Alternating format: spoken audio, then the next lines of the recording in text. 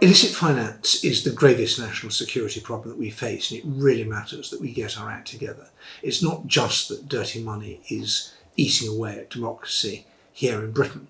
It's also trashing our reputation abroad. It means that poor countries which used to look up to Britain now despise us because of our role in laundering the kleptocrats' cash. But also our allies, particularly the United States, which is really moving on this, have gone from being impatient to being outright angry with the slow pace of change here.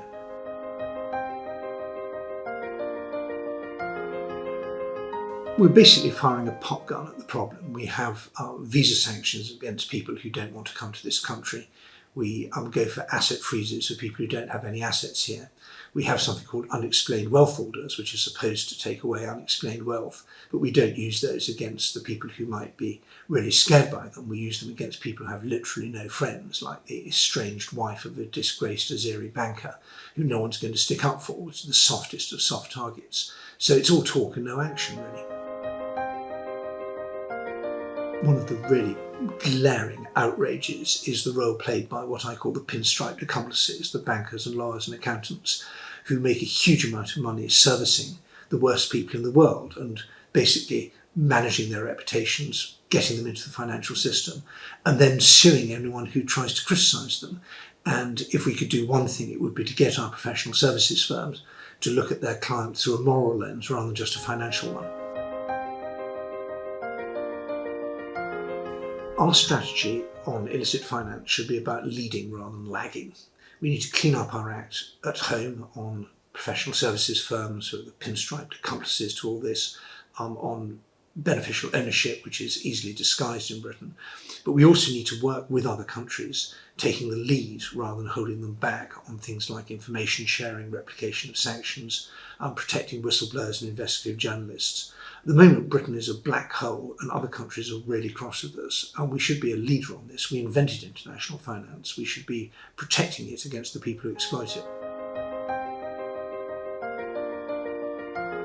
Dirty money brings the semblance of prosperity, but in the long run it's deadly for prosperity. It destroys democracy and the rule of law, and it undermines your reputation. We all know sunny places for shady people, as the offshore centres were once described.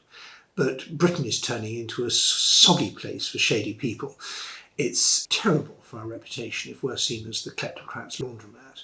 And we will lose, first of all, the patience of our partners, and then respect, and finally their cooperation. And we'll be sitting here on a pile of dirty money, wondering whatever happened to the reputation and to the institutions that powered Britain's ascent to the pinnacle of international finance. And we're just sitting in the swamp.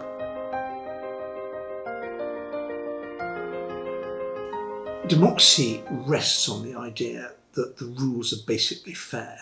And what dirty money does to democracy makes people think that this is up for sale, that decision makers' attention and the outcome of decisions can be bought from shadowy rich people behind the scenes, whether that's Russian kleptocrats or people connected to the Chinese Communist Party or Saudi princes or whoever.